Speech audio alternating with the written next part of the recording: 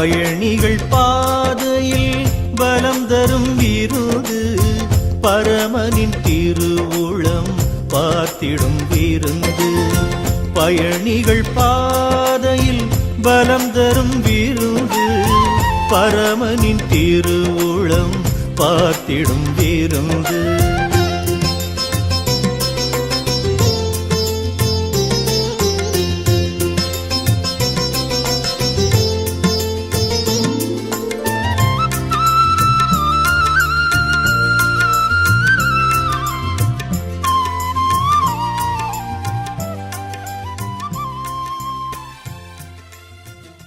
கர்த்தர் கூட்டி கொடுத்து உம்முடைய சமூகத்தில் அமர்ந்திருக்கும்படியாய், உம்முடைய வார்த்தையை தியானிக்கும்படியாய் நீர் அழைத்து வந்து உம்முடைய கிருபைக்காய் நன்றியோடு நாங்கள் துதிக்கிறோம், ஸ்தோத்திரிக்கிறோம் சுவாமி. ஆண்டவரே, இதற்கென்று ஆயத்தப்பட்டு வந்து கொண்டிருக்கிறவர்களை கர்த்தர் சீக்கிரமாய் அழைத்து வாரும். இந்த காலை வேளையில், இந்த நாளில் நீர் எங்களோடு கூட பேச விரும்புகிற காரியங்களை நீர் பேச வேண்டும் என்று நாங்கள் ஜெபிக்கிறோம் சுவாமி. துவக்க முதல் முடிவு மட்டும் நீர் பொறுப்படுத்திக் கொள்ளும். இயேசு கிறிஸ்து மூலம் ஜெபிக்கிறோம் ஜீவன் நல்ல பிதாவே, ஆமென். பாடல் எண் 667. உறக்கம் தெளிவோம், உற்சாகம் கொள்வோம் உலகத்தின் இறுதி வரை. உறக்கம் தெளிவோம், உற்சாகம் கொள்வோம் உலகத்தின் இறுதி வரை. கல்வாரி தோணிதான் மலை மாறி பொழியும் நாள் வரை உழைத்திடுவோம். உறக்கம் தெளிவோம், உற்சாகம் கொள்வோம் உலகத்தின் இறுதி வரை. கல்வாரி தோணிதான் மலை மாறி பொழியும் நாள் வரை உழைத்திடுவோம். அசுத்தம் களைவோம், அன்பை அழைப்போம், ஆவியில் அனலும் கொள்வோம். அவர் படை ஜெயிக்க நம்மிடை கருத்து வேற்றுமையின்றி வாழ்வோம். உறக்கம் தெளிவோம், உற்சாகம் கொள்வோம் உலகத்தின் இறுதி வரை. கல்வாரி தோணிதான் மலை மாறி பொழியும் நாள் வரை உழைத்திடுவோம். அச்சம் தவிர்ப்போம், தைரியம் கொள்வோம், சரித்திரம் சாட்சி குரு. இரத்த சாட்சிகள் நம்மிடை தோன்றி நாதனுக்காய் மடிவோம். உறக்கம் தெளிவோம், உற்சாகம் கொள்வோம் உலகத்தின் இறுதி வரை. கல்வாரி தோணிதான் மலை மாறி பொழியும் நாள் வரை உழைத்திடுவோம். கிறிஸ்துவுக்காக இழந்தவர் எவரும் தரித்திரரானதில்லை. ராஜ்ய மேன்மைக்காய் கஷ்டம் அடைந்தோர் நஷ்டப்பட்டதில்லை. உறக்கம் தெளிவோம், உற்சாகம் கொள்வோம் உலகத்தின் இறுதி வரை. கல்வாரி தோணிதான் மலை மாறி பொழியும் நாள் வரை உழைத்திடுவோம். உயிர் பெறுவீர், ஒன்று கொடுவீர் உலர்ந்த எலும்புகளே. நீங்கள் அறியா ஒருவர் உங்கள் நடுவில் வந்துவிட்டார். உறக்கம் தெளிவோம், உற்சாகம் கொள்வோம் உலகத்தின் இறுதி வரை. கல்வாரி தோணிதான் மலை மாறி பொழியும் நாள் வரை உழைத்திடுவோம். கண்களை மூடி நம் ஆண்டவரை நோக்கி பார்ப்போம். இந்த காலை வேளையில் அவருடைய சமூகத்தை நாடி நாம் வந்திருக்கிறோம். ஒருவேளை நம்முடைய இருதயத்தில் பல கேள்விகளோடு பல பாரங்களோடு அவருடைய சமூகத்தில் கடந்து வந்திருக்கலாம். ஆண்டவர் நம்ம அவரை நோக்கி பார்க்கும் பொழுது அவர் நம் மத்தியிலே வாசம் பண்ணுகிற தேவனாக, நம்மோடு இருக்கிற ஆண்டவராக இருக்கிறார். ஒருவேளை நாம் கடந்து செல்கிற பாதைகள் எப்படிப்பட்ட பாதைகளாக இருந்தாலும் அதன் நடுவே நாம் தனியாய் போவதற்கு தேவன் அனுமதிக்கிற ஒரு ஆண்டவர் அல்ல. அவர் நம்மோடு கூட நடந்து வருகிறார். நம்மை சுமந்து வருகிற தேவனாய் இருக்கிறார். அப்படிப்பட்ட ஆண்டவருடைய பிரசன்னத்தை உணர்ந்தவர்களாக, தேவன் என்னை கரம் பிடித்து நடத்தி செல்கிறார் என்கிற விசுவாசத்தை கொண்டவர்களாக ஆண்டவரை நோக்கி பார்த்து ஆண்டவரை துதிப்போமா, ஆண்டவருக்கு நன்றி செலுத்துவோமா. ஆண்டவர் நம்ம மரண இருளின் பள்ளத்தாக்கிலே நடந்தாலும் நாம் பயப்பட தேவையில்லை, ஏனென்றால் தேவரீர் என்னோட கூட இருக்கிறீர் என்று வேதவசனம் சொல்லுகிறது. ஆண்டவர் நம்மோடு கூட இருக்கிற தெய்வமாக இருக்கிறார். சீஷர்கள் படகில பயணம் செய்த பொழுது புயல் அடித்தது, நாங்கள் மடிந்து போகிறோமே, அந்த படகு அந்த தண்ணீரினால் மூழ்குகிறதே என்று கலங்கினார்கள். ஆனால் ஆண்டவர் அந்த படகுல தான் இருந்தார். அதை அவர்கள் மறந்து போயிட்டாங்க. வல்லமை உள்ள தேவன், காற்றையும் கடலையும் உருவாக்கின ஆண்டவர் அந்த படகுல இருக்கிறார் என்பதை மறந்து போனார்கள். இன்னைக்கு நிறைய நேரங்களில் நாம் கூட புலம்புகிறோம், கலங்குகிறோம், பயப்படுகிறோம். ஆனால் நாம் பயணித்துக் கொண்டிருக்கிற அந்த படகில, அந்த புயலை சந்தித்துக் கொண்டிருக்க நம்முடைய வாழ்க்கையின் படகில ஆண்டவர் இருக்கிறார் என்பதை மறந்து விடுகிறோம். இந்த காலை வேளையில் ஒரு விஷயம், தேவன் என்னோடு இருக்கிறார். இந்த எவ்வளவு புயல் அடித்தாலும், எவ்வளவு காற்றடித்தாலும், மடிந்து விடுவோமோ என்கிற சூழல் இருந்தாலும் தேவன் நம்மோடு இருக்கிறார். தேவன் நம்மோடு இருக்கிறார் என்கிற விசுவாசத்தோடு ஆண்டவரை ஸ்தோத்திரிப்போமா, ஆண்டவருக்கு நன்றி செலுத்துவோமா. ஆமா ஆண்டவரே, நான் உம்மை பார்க்க மறந்து விடுகிறேன் சுவாமி. புயல் எனக்கு பெரிதாய் தெரிகிறது, காற்று எனக்கு பெரிதாய் தெரிகிறதப்பா. ஆனால் நீர் என்னோடு இருக்கிறீர் சுவாமி, என்னோடு பயணித்துக் கொண்டிருக்கிறீர். காற்றையும் கடலையும் அதட்ட வல்லமை உள்ளவர், இவைகள் எல்லாம் உருவாக்கின தேவன் என்னோடு இருக்கிறீர் என்கிற நம்பிக்கையோடு ஆண்டவரை ஸ்தோத்திரிப்போமா. ஆண்டவரே, உமக்கு நன்றி செலுத்துகிறோம் சுவாமி.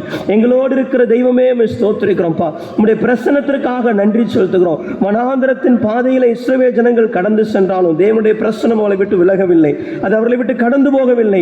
அவர்களுக்கு முன்னும் பின்னுமாக அந்த பிரசன்னம் அவர்களை வழிநடத்தினது. இன்னைக்கு நம்ம எப்பேற்பட்ட சூழ்நிலையில கடந்து போனாலும் கூட தேவ பிரசன்னம் நம்மை விட்டு விலகுவதில்லை.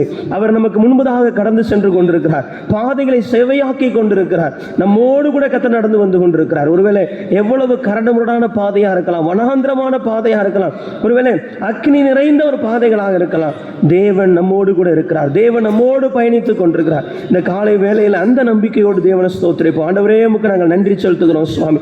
நன்றியோடு துதிக்கிறோம். உடைய பிரசன்னத்திற்காக நன்றி செலுத்துகிறோம். ஆண்டவரே, உலகத்தை படைத்த தேவன், அற்பமான பாவிகளான எங்களோடு கூட நீர் பயணிக்கிறீரே, உமக்கு நன்றி செலுத்துகிறோம். ஆண்டவரே, எவ்வளவு கடினமான சூழ்நிலையிலும் கூட நீர் எங்களோடு வாசமா இருக்கிறீரே, உடைய பிரசன்னத்தினால் எங்களை தேற்றுகிறீரே, பலப்படுத்துகிறீரே, உமக்கு நன்றி சுவாமி. ஸ்தோத்திரிக்கிறோம் அப்பா, ஸ்தோத்திரிக்கிறோம் அப்பா. ஆண்டவரே, இது எங்களுக்கு ஒரு நம்பிக்கை தருகிறது சுவாமி. ஆண்டவரே, இந்த நாள் எங்களுக்கு எப்பேற்பட்ட சவாலை கொண்டு வந்தாலும், இந்த நாள் எங்களுக்கு எப்பேற்பட்ட புயலை கொண்டு வந்தாலும் நீர் எங்களோடு இருக்கிறீர், நீர் எங்களோடு இருக்கிறீர் என்கிற விசுவாசத்தோடுமே நாங்கள் துதிக்கிறோம், ஸ்தோத்திரிக்கிறோம், ஸ்தோத்திரிக்கிறோம், நன்றி செலுத்துகிறோம் சுவாமி. முழு மனதோடுமே நாங்கள் மகிமைப்படுத்துகிறோம். ஆண்டவரே, உடைய பிரசன்னத்திற்காக நாங்கள் நன்றி செலுத்துகிறோம் கர்த்தாவே. இந்த காலை வேளையிலும் கூட தேவன் நம்மோடு இருக்கிறார் என்கிற அந்த நம்பிக்கையோடு கூட நாம் ஒரு ஜெப குறிப்புக்காய் ஜெபிக்க இருக்கிறோம். இந்த நாளிலும் நம்முடைய இந்திய தேசம் எங்கும் பணி செய்கிற மிஷினரிகளுக்காக, கடவுளுடைய ஊழியர்களுக்காக இந்த நேரத்தில் நம்ம ஜெபிக்கலாம். ஒருவேளை ஆண்டவரை அறியாத ஏராளமான ஜனக்கூட்டம் இந்திய தேசத்தில் இன்னும் வாழ்ந்து வருகிறார்கள். நமக்கு அருகாமையிலே, நம்முடைய கிராமங்களிலே ஏராளமான ஜனங்கள் இன்னும் ஆண்டவரை ஏற்றுக்கொள்ளாமல், இன்னும் உண்மையான தேவனை அறிந்து கொள்ளாமல் அநேகர் இருக்கிறத நம்ம பார்க்கிறோம். இவர்கள் மத்தியிலே பணி செய்கிற வேலையாட்களுக்காக இன்று அறுப்பு இருக்கிறது. அந்த அறுவடை செய்வதற்காக மும்முரமாய் அந்த களத்தில் முன்னின்று வேலை செய்து கொண்டிருக்கிற, சுவிசேஷ பணியை எடுத்து செய்து கொண்டிருக்கிற அந்த மிஷினரிகளுக்காக, மிஷினரி பணியாளர்களுக்காக அந்த காலை வேளை நம்ம ஜெபிக்க இருக்கிறோம். தேவன் அவர்களை பலப்படுத்தும்படியாய், அவர்கள் இன்னும் தைரியமாய் அச்சத்தை தவிர்த்து கிறிஸ்துவினுடைய நாமத்தை துணிந்து சொல்லுவதற்கு, கிறிஸ்துவினுடைய அன்பை எல்லோருக்கும் எடுத்துச் சொல்வதற்கு தேவன் அவர்களை பலப்படுத்த வேண்டும் என்று சொல்லி மிஷினரிகளுக்காக அவர்களுக்கு தேவன் தைரியம் தர வேண்டும் என்பதற்காக, அவர்களுடைய குடும்பங்களுக்காக, குடும்பத்தின் தேவைகளுக்காக, மிஷினரி ஸ்தாபனங்களுக்காக நம்மளை யாராவது ஒரு ஆண்டவரை நோக்கி பார்த்து ஜெபிக்கலாம்.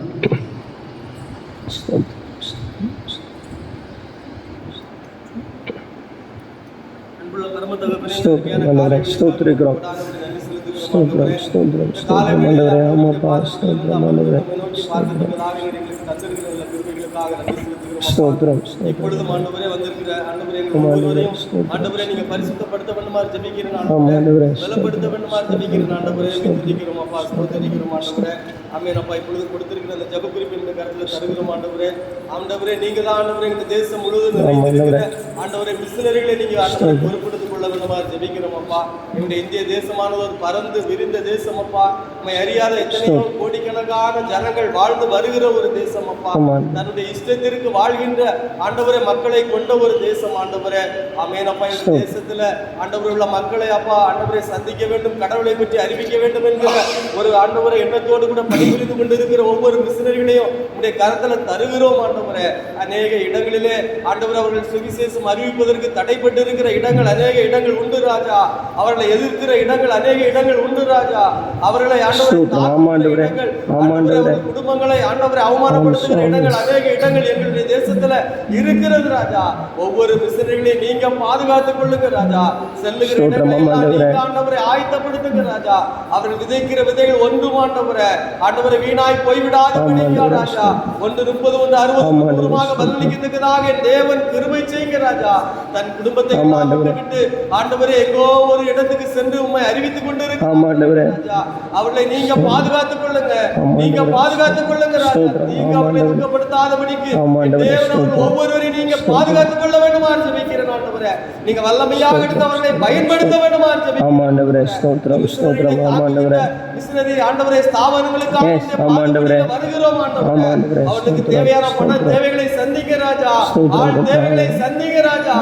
இந்த தேசத்திலே அறுப்பு மிகுதி வேலையாட்களோ கொஞ்சம் என்கிற ஆண்டவரே அந்த தாகத்தை ஆண்டவரே அவளுக்கு கொடுத்திருக்கிறீங்க ராஜா.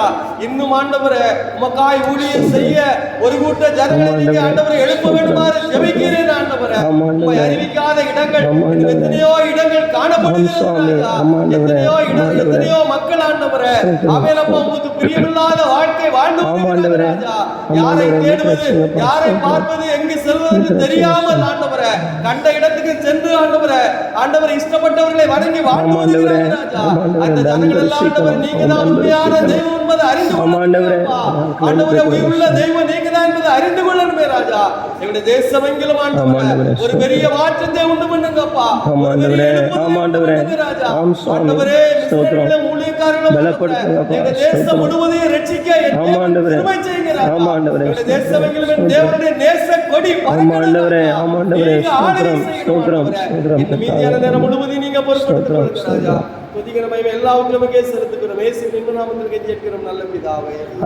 தேவன் நம் ஜெபத்தை கேட்டு அருமையான மிஷனரிகள் ஒவ்வொருவரையும் பலப்படுத்தி பயன்படுத்த போகிறபடினால் தேவனை ஸ்தோத்திரிப்போம். ஸ்தோத்திரம் ஸ்தோத்திரம் ஸ்தோத்திரம் ஸ்தோத்திரம் ஸ்தோத்திரம் ஸ்தோத்திரம். தொடர்ந்து நம்ம ஜெபிப்போம். நம்முடைய திருச்சபையின் குடும்பங்களுக்காக நம்ம ஜெபிக்கலாம். இந்த நாளிலும் பேர் வாசிக்கிற அந்த குடும்பங்களுக்காக நம்ம ஆண்டவரை நோக்கி பார்ப்போம். கோயில் ராஜ், சுரேஷ், பிரதாப் சிங், தனபாக்கியம், செல்வராஜ், பாலு செல்வராஜ், பாபு ஞானராஜ், மோசஸ், பத்மாசினி.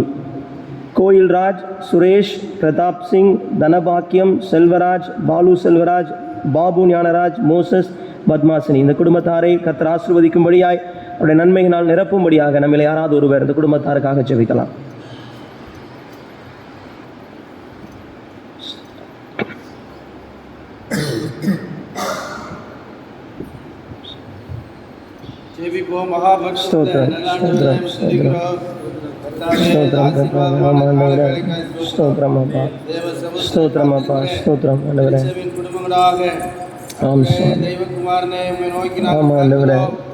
குடும்பங்களிலே ஆண்டவரே பெயர் வாசிக்கப்பட்ட எல்லா குமாரன் பரிசுத்தாவின் நாமத்தினாலே அவர்களை குடும்பமாய் வல்லக்கரத்தில் தருகிறோம். அவருடைய தேவைகள் எல்லாம் சந்திக்கப்பட அவர்களுக்கு உதவி செய்யும்படியாக ஜெபிக்கிறோம். லோக தேவனிடத்திலிருந்து ஒத்தாசையாக ஜெபிக்கிறோம். எனக்கு ஒத்தாசை ஒரு பர்வதங்களுக்கு நேராய் உண்டாக்கின பகலின் வெயிலாகிலும் இரவின் நிலவாகிலும் அவளை சேதப்படுத்தாதபடி வேலையடிக்க முடியாது ஜெபிக்கிறோம். போக்கை வரத்தை காத்துக் கொள்ள முடியாது. வாழ்வின் எல்லா எல்லைகளிலும் கரம் கூட இருக்க முடியாது ஜெபிக்கிறோம். நாங்கள் ஆண்டவரே மகிமையுள்ள பிரசனத்தினால இந்த குடும்பங்களை மூடும்படியாக ஜெபிக்கிறோம். இந்த குடும்பங்களுக்குரிய எல்லா தேவைகளையும் சந்திக்கப்படும்படியாக ஜெபிக்கிறோம். ஆண்டவரே, அவர்கள் கைது செய்த பிரயாசங்கள் எல்லாவற்றையும் தேவன் அங்கீகரிக்கும்படியாக ஜெபிக்கிறோம். ஆண்டவரே, அவர்களோடு நம்முடைய கரை இருப்பதனால ஆண்டவரே அவர்களை விட்டு ஓடுவதாக இயேசுவின் நாமத்தினால தேவனுடைய மகிமை தொடர்ந்து நடத்துவதாக இயேசுவின் நாமத்தில் ஜெபிக்கிறோம் நல்ல பிதாவே. ஆமென். தேவன் நம் ஜெபத்தை கேட்டு அருமையான குடும்பங்களை ஆசீர்வதிக்க போகிறபடினால் தேவனை ஸ்தோத்திரிப்போம். ஸ்தோத்திரம் ஸ்தோத்திரம் ஸ்தோத்திரம் ஸ்தோத்திரம் ஸ்தோத்திரம். சாத்தானின் சதிகளை தகர்த்திடுவோம், இனி இயேசுவுக்காய் வாழ்ந்திடுவோம். இந்த பார் முழுதும் இயேசு நாமத்தையே எல்லா ஊரிலும் எடுத்துரைப்போம். நம் இயேசு ராஜாவே இதோ வேகம் வாராரே, அதிவேகமாய் செயல்படுவோம். நம் இயேசு ராஜாவே இதோ வேகம் வாராரே, அதிவேகமாய் செயல்படுவோம். நேசிக்கிற பரலோக பிதாவே, இந்த காலை வேளையிலும் கூட சுவாமி உடைய வார்த்தையை தியானிக்கும்படியாக நாங்கள் கடந்து வந்திருக்கிறோம். ஆண்டவரே, பேசுகிறனை முற்றிலுமாய் மறைத்து வேதத்தின் ஆக்கியோனாகிய பரிசுத்த ஆவியானவர் எங்களோடு இடைப்பட வேண்டும் நாங்கள் ஜெபிக்கிறோம். இயேசு கிறிஸ்துவிலும் ஜெபிக்கிறோம் ஜீவன் நல்ல பிதாவே, ஆமென். இந்த காலை வேளையிலும் இந்த காலை தியானத்துக்கு வந்திருக்கிற உங்கள் ஒவ்வொருவரையும் இயேசு கிறிஸ்துவின் நாமத்தினாலே அன்போடு கூட வாழ்த்தி வரவேற்கிறோம். இந்த நாளிலும் கூட நாம் தொடர்ந்து தியானித்து வருகிற தலைப்பின் கீழாக நாம் தியானிக்கும்படி அழைக்கப்பட்டிருக்கிற தலைப்பு ரட்சிப்புக்கான இறைவேண்டல், ஆத்தும ஆதாய ஜெபம். ஒருவேளை ஆத்துமாக்கள் ஆதாயம் செய்யப்பட வேண்டும், ஆண்டவருக்குள்ளாக வர வேண்டும் என்பதற்காக ஜெபிக்கும்படியான அழைப்பை நாம் அநேக நேரங்களில் பெற்றுக்கொண்டே இருக்கிறோம். இன்னைக்கு ஆத்தும ஆதாயத்திற்காக அநேக ஜெப குழுக்கள் உண்டு, அநேக ஜெப ஐக்கியங்கள் உண்டு. இதை குறித்து நாம் அநேக நேரத்தில் கேள்விப்படுகிற ஒரு காரியம். ஆனால் அந்த காலை வேளையில் நாம் கேட்க வேண்டிய ஒரு கேள்வி, நான் எவ்வளவாய் இந்த ஜெபங்களிலே பங்கு பெறுகிறேன்? ஒருவேளை இன்னைக்கு அழிந்து போகிற ஆத்துமாக்கள் ஏராளமாக இருக்கிறாங்க. நம்மை சுற்றிலும் பார்க்கும்போது, அதுவும் நம்முடைய இந்திய தேசத்தில் அநேக ஜனங்கள் ஆண்டவரை அறியாமல் அழிந்து போய் கொண்டிருக்கிறத, அநேக ஆண்டவரை அறியாமல் அவர்கள் ஈடுபட்டு கொண்டிருக்கிற செயல்களை பார்க்குறோம். இப்போ கூட வட இந்தியாவில் அந்த மகா கும்பமேளா என்பதில் நம்ம பார்த்தோம். எவ்வளவு லட்சக்கணக்கான ஜனங்கள் அதற்காக தாங்கள் தூய்மை அடைய வேண்டும் என்பதற்காக, அந்த நதியில் மூழ்கி எழும்ப வேண்டும் என்பதற்காக ரயில்வேஸில் அந்த மாதிரி பஸ்ஸஸ்லாம் நிறையா பணத்தை கொடுத்து அவங்க அங்கே சென்று அதில் அவங்க ஈடுபடுவதை பார்க்குறோம். ஸோ ஆண்டவருடைய அன்பை அறியாத ஜனங்கள் இருக்கிற இந்த தேசத்தில் வாழுகிற நாம் ஆண்டவருடைய அன்பை அறிந்திருக்கிறோம் என்றால் அவர்களுக்காக ஜெபிக்கும்படியாக நாம் அழைக்கப்படுகிறோம். மத்தேயு நற்செய்தி நூல் 9ஆம் அதிகாரம் 38வது வசனத்தை வாசிக்கலாம்.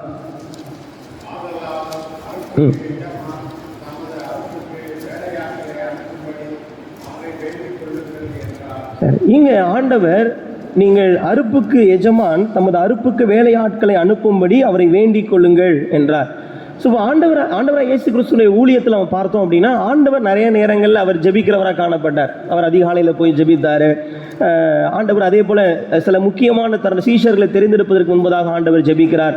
கடைசியாக அவர் சிலுவை மரணத்திற்கு போவதற்கு முன்பதாக ஜெபிக்கிறார். இப்படி அநேக தருணங்களிலே ஆண்டவர் ஜெபிக்கிறத நம்ம பார்க்க முடியும். சில நேரங்களிலே ஆண்டவர் நேரடியாய் ஜெபிக்கும்படியான அழைப்பை கொடுக்கிறார். இப்போ அவங்க அந்த கெத்சமனே தோட்டத்தில் இருக்கும்போது, நீங்கள் சோதனைக்குட்படாதபடி ஜெபியுங்கள். இப்போ அந்த ஜெபத்திற்கான அழைப்பு அந்த கான்டெக்ஸ்டில், அந்த சூழலில் இப்போ இப்போ ஜனங்கள் வரப்போகிறாங்க, கைது செய்ய போகிறாங்க, அதனால நீங்கள் ஜெபிக்க வேண்டும். இப்போ ஒரு பாடுள்ள ஒரு நேரம் வர இருக்கிறது. ஸோ அந்த சூழலின் அவசரத்தை உணர்த்தி அந்த சூழலிலே நீங்கள் ஜெபிக்கணும் அப்படிங்கிற ஒரு அழைப்பு ஆண்டவர் கொடுத்தார்.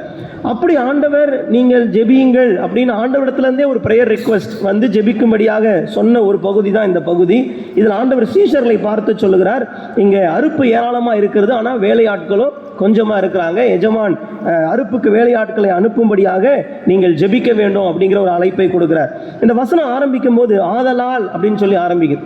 அப்போ ஆண்டவர் இந்த ஜெபத்திற்கான அழைப்பை, இந்த இறைவேண்டலுக்கான அழைப்பை, ஆத்தும ஆதாய பணியில வேலையாட்களை தேவன் அனுப்ப வேண்டும் என்கிற அழைப்பை ஆண்டவர் கொடுப்பதற்கு முன்பதாக அதற்கு ஒரு காரணம் இருக்கிறது. எதனால ஆண்டவர் அந்த அழைப்பை கொடுக்கிறார் அப்படின்னு பார்த்தோம்னா 36ஆம் அதிகாரம் 36வது வசனத்தை வாசிக்கலாம்.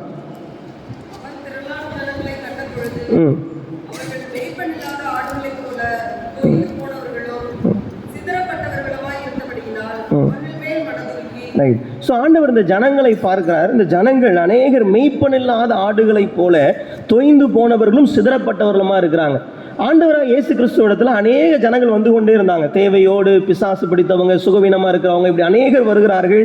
அவங்க எல்லாரையும் ஆண்டவர் சுகப்படுத்துகிறாரு. அந்த இடத்துல ஜெப ஆலயங்களை உபதேசித்தார். இப்படி ஆண்டவர் ரொம்ப பிஸியாக தான் அந்த காலங்களில் காணப்படுகிறார். அநேகரை சுகப்படுத்தி கொண்டிருக்கிறார். ஆனாலும் கூட அநேகர் ஆண்டவரிடத்தில் வந்து சுகத்தை பெற்றுக்கொண்டு சென்று கொண்டிருந்தாலும் இன்னும் ஏராளமான நபர்கள் மெய்ப்பன் இல்லாத ஆடுகளைப் போல அவர்கள் மிகுந்த தேவையோடு, ஏக்கத்தோடு எனக்கு ஒரு விடுதலை கிடைத்து விடாதா என்று இருக்கிற ஜனக்கூட்டத்தை ஆண்டவர் பார்க்கும் பொழுது இந்த ஜெபத்திற்கான அழைப்பை கொடுக்கிறார். இதில் ஒரு காரியத்தை நம்ம பார்க்கும்போது, ஒருவேளை இன்னைக்கு ஆத்தும ஆதாய பணியில வேலையாட்கள் தேவை, அநேக தேவை இருக்கிறது, அவர்களுக்காக நான் ஜெபிக்கிறேன் என்று சொல்லி நம்ம ஒருவேளை நம்ம முன்னாக வரலாம். ஆனா இங்க ஆண்டவர் இந்த ஜெப அழைப்பை யாருக்கு கொடுக்கிறார் அப்படின்னா சீஷர்களுக்கு கொடுக்கிறார். இவங்க ஆண்டவரோடு இருக்கும்படியாய் அழைப்பை பெற்றவர்களுக்கான அந்த அழைப்பு வந்தது. நீங்கள் ஜெபிக்க வேண்டும். ஏன்னா 12 பேர் ஆண்டவரோடு இருக்கும்படியாக வந்திருக்கிறாங்க. ஆண்டவரால் அழைக்கப்பட்டு முழு நேரமாய் ஆண்டவரோடு இருந்து கொண்டிருக்கிறார்கள். ஆனால் இது போதாது. ஏன்னா தேவை அதிகமாக இருக்குது, அறுப்பு அதிகமாக இருக்கிறது, ஆனால் வேலையாட்களும் கொஞ்சமாக இருக்கிறபடினால் நீங்கள் ஜெபியுங்கள் என்று அழைப்பு வருகிறது. அப்போ நமக்கு இது கற்றுக் கொடுக்குற முதல் பாடம் என்ன அப்படின்னா, ஒருவேளை நான் ஆத்தும ஆதாய பணியில் நான் ஜெபம் பண்ணுறேன், ஆண்டவர் அநேக மிஷினரிகளை எழுப்பணும், மிஷினரிகளுக்காக நான் ஜெபிக்கிறேன் அப்படின்னு சொல்றதுனால அதில் ஈடுபடுவதிலிருந்து நான் விலகிக் கொள்ள முடியாது. ஏன்னா வேலையாட்களை நீர் எழுப்பி தர வேண்டும் எஜமான் என்கிற அந்த ஜெபத்தை செய்யும்படியாக முழு நேர வேலையாட்களாய் வந்தவர்களுக்கு தான் அந்த அழைப்பை கொடுத்தார். அப்போ இந்த ஜெப அழைப்பு நமக்கு எதை உணர்த்துகிறது என்றால், ஜெபம் மட்டும் பண்ணிட்டு ஆத்தும ஆதாய பணியிலிருந்து நான் விலகிவிட முடியாது. இந்த ஆத்துமாக்களை ஆதாயம் செய்கிற பணியில நானும் ஈடுபட வேண்டும் என்பதை உணர்த்துகிறது. அது மட்டுமல்லாது அதனுடைய அவசரத்தையும் அவசியத்தையும் உணர்த்துகிறது. ஆண்டவர் சொல்றாரு, ஏராளமான ஜனங்கள் இருக்காங்க, அவங்கள பார்க்கிறார், மனதுருகுகிறார். அப்போ இன்னைக்கு ஆண்டவருடைய அன்பை கேள்விப்பட்டு ஆண்டவருடைய அன்பினால, அவருடைய வல்லமையினால விடுதலைக்காக ஏங்கி நிற்கிற ஜனங்கள் ஏராளமாக இருக்கிறார்கள். அதுவும் ஆண்டவருடைய இந்த வருகையின் கடைசி காலங்களில் இன்னைக்கு ஆத்துமாக்கள் அழிந்து போவதற்கு முன்னதாக, ஆத்துமாக்கள் மடிந்து விடுவதற்கு முன்பதாக எப்படியாவது ஆண்டவரை குறித்து சொல்ல வேண்டும் அப்படிங்கிற ஒரு வாஞ்சையும் ஒரு அவசியமும் இருக்கிறது, ஒரு அவசரமும் இருக்குது. அதை தான் இந்த ஜெப அழைப்பு நமக்கு தருகிறது. ஸோ இந்த காலை வேளையில் நான் இந்த ஆத்துமாதாய பணிக்காக ஜெபிக்கிறேன், மிஷனரிகளுக்காக ஜெபிக்கிறேன் என்பதை சொல்லிவிட்டு நான் விலகி இருக்க முடியாது. இன்னைக்கு தேவை அதிகமாக இருக்கிறது, அழிந்து போகிற ஆத்துமாக்கள் ஏராளமாக இருக்கிறபடினால நானும் அதில் இறங்கி செயல்பட வேண்டும். எனக்கு அறிந்த, நான் காலேஜில் படிக்கும் போது என்னோடு கூட எனக்கு ஜூனியராக இருந்த ஒரு தம்பி காலேஜில் வைத்து அவன் ஆண்டவரை ஏற்றுக்கொண்டான். அவன் ஆண்டவரை ஏற்றுக்கொண்ட உடனே அவன் சொல்லுவான், அவன் எங்கு பயணப்பட்டாலும் ஆண்டவரை பற்றி சொல்லாமல் இறங்கவே மாட்டான். அதை ஃப்ளைட்டில் போனாலும் சரி, பஸ்ஸில் போனாலும் சரி. நாகர்கோவில் பக்கத்தில் நாங்கள் படித்தோம். அந்த தோவாலைங்கிற பகுதியிலிருந்து நாகர்கோவில் மெயின் பஸ் ஸ்டாண்டுக்கு போகிறதுக்கு அந்த பயணிக்கிற அந்த நேரத்திற்குள்ளே எப்படியாவது ஆண்டரை குறித்து சொல்லிவிடும். அவன் சொல்லுவான், டாக்ஸி சில நேரத்தில் புக் பண்ணும்போது இப்போ அவன் ஆந்திராவில் பணி செய்கிறான், அவன் வேணுமென்றே, அதாவது கிறிஸ்டியன் டாக்ஸியை புக் பண்ண மாட்டான், ஆண்டவரை அறியாத ஒருத்தருடைய டாக்ஸி தான் புக் பண்ணுவான். ஏன்னா அவன் சொல்லுவான், இப்போ நான் டாக்ஸியில் நான் பயணப்பட போகிறேன்னு, எனக்கு அது ஒரு நல்ல டைம் நான் ஆண்டரை பற்றி சொல்வதற்கு. அதே மாதிரி அவன் தன்னுடைய குடும்பத்தார் ஆண்டவரை ஏற்றுக்கொள்ள வேண்டும் என்பதில் அவ்வளவு வாஞ்சியோடு இருந்தான். ஒருவேளை ஆண்டவரை ஏற்றுக்கொள்ளாமல் அவங்க இறந்துட்டாங்கன்னா அவங்க பரலோகத்தை விட்டுருவாங்களே, நான் எப்படியாவது சொல்லணுமே அப்படின்னு சொல்லி மிகுந்த வாஞ்சியோடு அந்த தம்பி காணப்படுவான். ஒருவேளை இன்னைக்கு நமக்கும் கூட இப்படிப்பட்ட ஒரு வாஞ்சை வேண்டும். ஏன்னா இன்னைக்கு தேவை, ஆத்துமாக்கள் தேவனுக்குள்ளாய் வர வேண்டும் என்கிற அவசரமும் அவசியமும் பெரிதாக இருக்கிறது. அதைத்தான் ஆண்டவர் அதனுடைய உணர்த்துவதற்காக தான் அந்த ஜெப அழைப்பை கொடுக்கிறாரே ஒழிய, இல்லை நானும் ஜெபம் பண்றேன் அப்படின்னு சொல்லிட்டு நம்ம விலகி போயிட முடியாது. இன்னைக்கு நம்மை சுற்றி ஏராளமான மக்கள், ஆண்டவரை அறியாத மக்களை நாம் பார்க்கிறோம். அவர்களிடத்தில் நாம் ஆண்டவரை குறித்து சொல்ல வேண்டும் என்கிற ஒரு அவசர அழைப்பு இது கொடுக்கிறது. வெளிப்படுத்தும் விசேஷம் 14ஆம் அதிகாரம் 15வது வசனத்தை யாராவது வாசிக்கலாம்?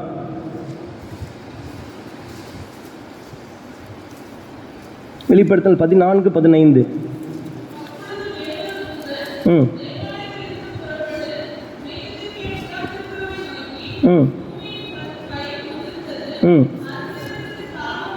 போதும், பூமியின் பயிர் முதிர்ந்தது, அறுக்கிறதற்கான காலம் வந்தது. பொருளை இன்னைக்கு அறுவடை ஏராளமாக இருக்கிறது, முதிர்ந்து போயிருக்கிறது, அறுவடைக்கான காலம் வந்துவிட்டது. ஆண்டவருடைய வருகை மிக சீக்கிரத்தில் இருக்கிறது. அதனால் நாம் அவசரமாக இதனுடைய அவசியத்தை உணர்ந்தவர்களாக இந்த ஆத்தும ஆதாய பணியில நாமும் ஈடுபட வேண்டும் என்பதைத்தான் இந்த ஜெபத்திற்கான அழைப்பு நமக்கு கொடுக்கிறது. இரண்டாவதாக, இதிலே பணி செய்வதற்கு வேலையாட்களை தேவன் எழுப்பி தர வேண்டும் என்று சொல்லி ஜெபிக்கும்படியாக ஆண்டவர் சொல்கிறார். 37ஆம் வசனம் மத்தேயு 9:37 பார்க்கிறோம். தம்முடைய சீஷர்களை நோக்கி, அறுப்பு மிகுதி, வேலையாட்களோ கொஞ்சம். இல்ல, ஏசாயாவில் நமக்கு தெரிந்த ஒரு பகுதி, ஏசாயா 6ஆம் அதிகாரம் 8ஆம் வசனத்துல, யாரை நான் அனுப்புவேன், யாரின் காரியமாய் போவா. ஒருவேளை ஆண்டவர் அந்த நாளிலிருந்து ஒருவேளை இன்றைக்கு வரைக்குமே அவர் பார்த்து கொண்டே இருக்கிறார், யாரின் காரியமாய் போவா. இல்லையா? எனக்காக பேசிட நாவு வேண்டும், எனக்காய் பணி செய்த கைகள் வேண்டும். ஒருவேளை இது கடைசி காலமாக இருக்கிறது, ஆனால் இதற்கென்று வேலை செய்வதற்கு ஆயத்தமா, இதற்கென்று செயல்படுவதற்கு வேலையாட்கள் ஆயத்தமா? அப்படியே வேலையாட்கள் ஆயத்தமா இருந்தாலும் கூட இல்லை, இன்னைக்கு இருக்கிற சூழல், நம்முடைய இந்திய நாட்டின் சூழல்ல ஒரு விதமான பயம், ஒரு விதமான அச்சம், எனக்கு என்ன நடக்குமோ, என் குடும்பத்திற்கு என்ன நடக்குமோ என்கிற ஒரு சூழல் காணப்படுகிறது. ஒருவேளை நீங்க எத்தனை பேர் வாசித்திருப்பீங்க தெரியல, ஆந்திரால இப்போ ரீசெண்டா ஒரு பாஸ்டரை வந்து அது ஆக்சிடென்டா இல்ல கொலையா என்றே தெரியாத ஒரு சூழல் காணப்படுகிறது. எப்படி நடந்தது என்பதை விசாரித்து வருகிறாங்க. அநேக எதிர்ப்புகள் அதற்கு கிளம்பி இருக்கிறது.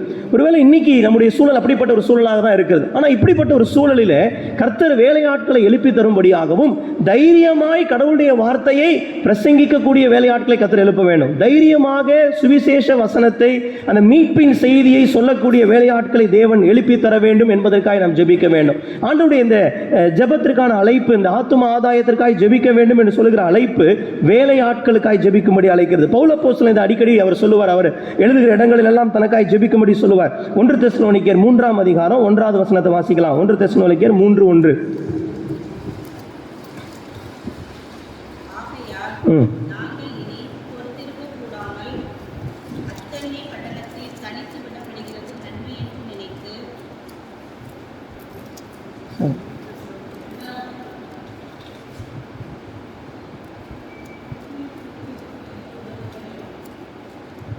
சரி, தவறா கிறிஸ்டன் நினைக்கிறேன். இதை வந்து பவுல் என்ன சொல்வார் அப்படின்னா, தைரியமாக நாங்கள் வசனத்தை பிரசங்கிக்கும்படியாக எங்களுக்காக ஜெபித்துக் கொள்ளுங்கள், வசனத்தை பிரசங்கிப்பதில் நாங்கள் சோர்ந்து போய்விடக்கூடாது என்பதற்காக ஜெபிக்கும்படி சொல்லுவார். ஒருவேளை இன்னைக்கு இருக்கிற ஏராளமான போராட்டங்களில், எதிர்ப்புகளின் மத்தியில் அநேக நேரங்களில் இப்படிப்பட்ட சோர்வுகள் வருவதற்கான வாய்ப்பு இருக்கிறது. ஆதலால் நம்முடைய இந்த அறுவடை பணியில் ஈடுபடுகிற வேலையாட்களுக்காக நாம் ஜெபிக்க வேண்டும். தேவன் அப்படிப்பட்ட வேலையாட்களை எழுப்பி தரும்படியாகவும், அது மட்டுமல்லாது அப்படிப்பட்ட வேலையாட்கள் தைரியமாக சுவிசேஷத்தை எடுத்துரைக்க வேண்டும் என்பதற்காக நாம் ஜெபிக்க வேண்டும். ஒருவேளை கடைசி காலங்களில் இந்த எதிர்ப்புகள் இன்னும் கூடிக்கொண்டுதான் செல்லும், இன்னும் இப்படிப்பட்ட துன்பப்படுத்தல் பெருகிக்கொண்டே போகலாம். ஆனாலும் கூட சோர்ந்து போகாமல் அதி சீக்கிரத்தில் இயேசுராஜா வரப்போகிறார் என்கிற இதை உணர்ந்தவர்களாக நாம் வேகமாக செயல்பட வேண்டும் என்கிற ஒரு அழைப்பை இந்த இறைவேண்டல் நமக்கு கொடுக்கிறது. கடைசியாக நம்ம பார்க்கும்போது ஆண்டவர் எப்படி இந்த இறைவேண்டலுடைய அழைப்பை ஆண்டவர் தருகிறார், அதற்கான காரணம் என்ன அப்படின்னு நம்ம பார்த்தோம் அப்படின்னா, நம்ம முதலாவது வாசித்த இந்த பகுதி 35வது வசனம், மத்தேயு 9:35 ஆண்டவர் எல்லா இடங்களும் சுற்றி நடந்து உபதேசித்து வருகிறார். சகல பட்டணங்களையும் கிராமங்களையும் சுற்றி நடந்து வருகிறார். எல்லா இடத்துலையும் ஒரு பணி செய்து வரும்பொழுது 36ஆம் வசனம் சொல்லுகிறது, அவர் திரளான ஜனங்களை கண்ட பொழுது. அப்ப ஆண்டவர் நேரடியாக அப்படி பாடுபடுகிற, அப்படிப்பட்ட பிசாசின் பிடியில் இருக்கிற, இன்னும் ஆண்டவருடைய வல்லமை அனுபவிக்காமல் இருக்கிற ஜனங்களை அவர் நேரடியாக பார்க்கும் பொழுது அவருடைய இருதயத்தில் ஒரு பாரம், ஐயோ இன்னும் ஏராளமான ஜனங்கள் இருக்கிறாங்களே, ஆனால் அதற்கேற்ற வேலையாட்கள் இல்லையே என்று. இன்னைக்கு நிறைய நேரங்களில் ஏன் என்னால் ஆத்தும ஆதாய பணிக்காக ஜெபிக்க முடியல, அல்லது ஏன் என்னால் இப்படிப்பட்ட வேலையாட்களை கர்த்தர் எழுப்பி தர வேண்டும் என்கிற ஒரு பாரத்தோடு ஜெபிக்க முடியல? ஏனென்றால் நம் அநேகர் நேரடியாக அந்த தேவையை பார்க்கல, நம் நேரடியாய் பார்க்கல. தேவன் ஆண்டவர் சீஷர்களுக்கு கூட ஒரு அழைப்பை கொடுத்தார். யோவான் 4ஆம் அதிகாரம் 35வது வசனத்துல ஆண்டவர் கண்களை நீங்கள் ஏறெடுத்து பாருங்கள் அப்படிங்கிற ஒரு அழைப்பை கொடுக்க நாம் பார்க்க முடியும். யோவான் 4ஆம் அதிகாரம் 35வது வசனம்.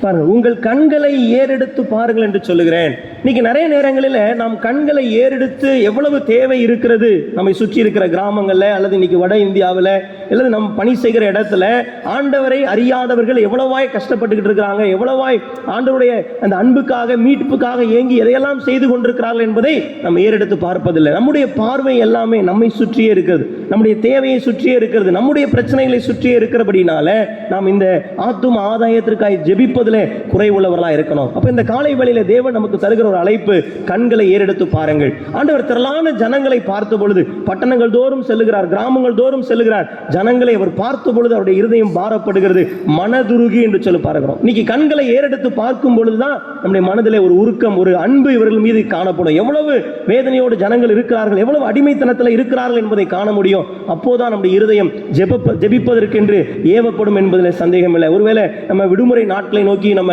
கடந்து வந்து கொண்டிருக்கிறோம், ஏப்ரல் மே விடுமுறை நாட்கள், ஒருவேளை ஆண்டவர் உங்கள் இருதயத்தில் பாரப்படுத்துவார். ஆனால் ஏதாவது ஒரு மிஷனரி பணித்தளத்தை நாம் சந்திக்க வேண்டும். நம்முடைய பிள்ளைகள் சிறு வயதிலேயே அப்படிப்பட்ட மிஷனரி பணித்தளங்களை பார்க்கும் பொழுது, கண்களை ஏறெடுத்து பார்க்கும் பொழுதுதான் அதை குறித்த ஒரு பாரம் ஏற்படும். இன்னைக்கு எத்தனையோ பணித்தளங்களிலே எவ்வளவு தேவைகளோடு எவ்வளவு பிரச்சனைகளோடு கூட இன்னைக்கு மிஷனரி பணித்தளங்கள் இயங்கி கொண்டிருக்கிறது. ஆனால் நேரடியாய் அதை போய் நாம் பார்க்கிறோமா? அப்படிப்பட்ட மிஷனரி பணித்தளங்களில் இருக்கிற சவால்களை நம்முடைய நேரடியாக நாம் அனுபவித்து பார்ப்போம் என்றால் நிச்சயமாக அது நம்முடைய வாழ்க்கையில இந்த ஆத்தும ஆதாய பணிக்காக நாம் பணி செய்வதற்கு, அந்த ஆத்தும ஆதாய பணிக்காக ஜெபிப்பதற்கு நம்ம அதை உற்சாகப்படுத்தும். எங்களோடு கூட பணி செய்த அருமையான ஒரு சகோதரனுடைய தகப்பன் சொன்னாராம், நீ படித்து முடித்த உடனே, அவங்க காலேஜ் படித்து முடித்த உடனே நீ எங்கனாலும் வேலைக்கு போய்க்கோ, ஆனா ஒரு வருஷம் நீ ஒரு மிஷன் ஃபீல்ட்ல இருக்கணும்.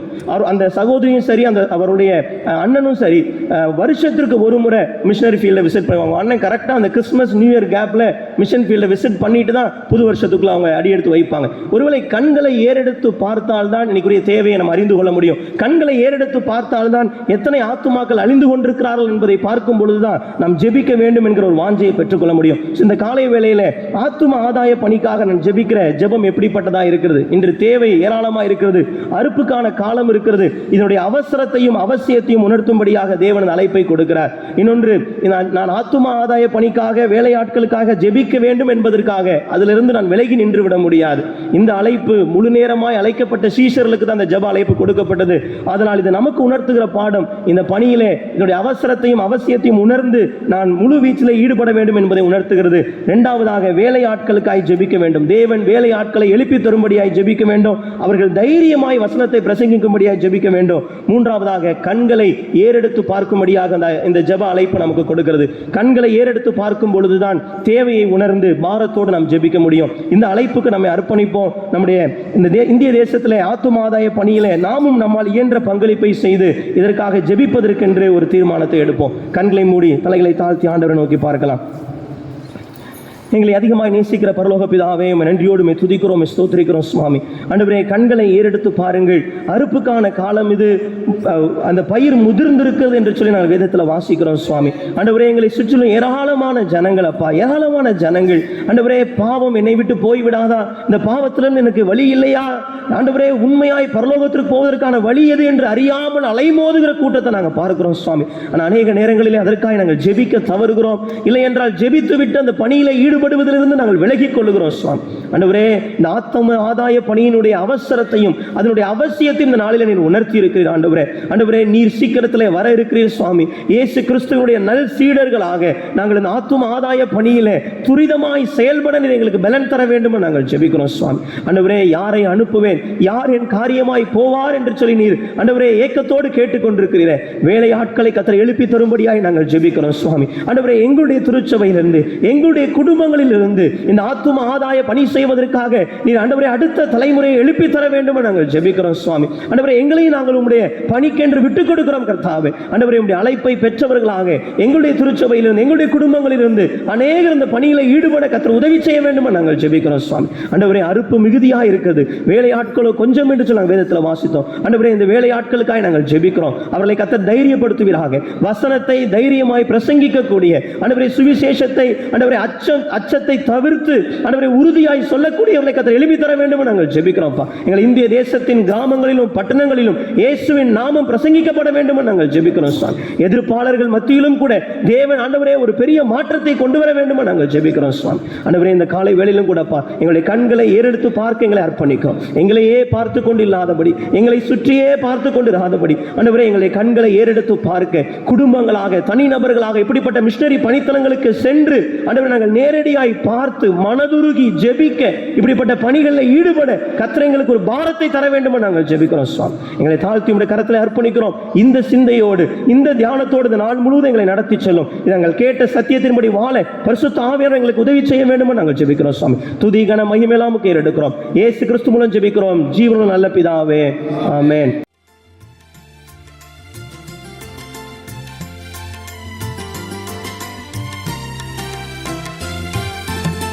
படைப்பதின் அழகு, படைத்தவர் பரிவு, பணிந்துமே நன்றி படைத்திடும் விருந்து. படைப்பதின் அழகு, படைத்தவர் பரிவு, பணிந்துமே நன்றி படைத்திடும் விருந்து. அடிமைகளுடன் வந்து விடுதலை அருளும் ஆண்டவர் அருள் நினைவாகிடும் விருந்து. அடிமைகளுடன் வந்து விடுதலை அருளும் ஆண்டவர் அருள் நினைவாகிடும் விருந்து. பயணிகள் பாதையில் பலம் தரும் விருந்து. பரமனின் திருவுளம் பார்த்திடும் விருந்து.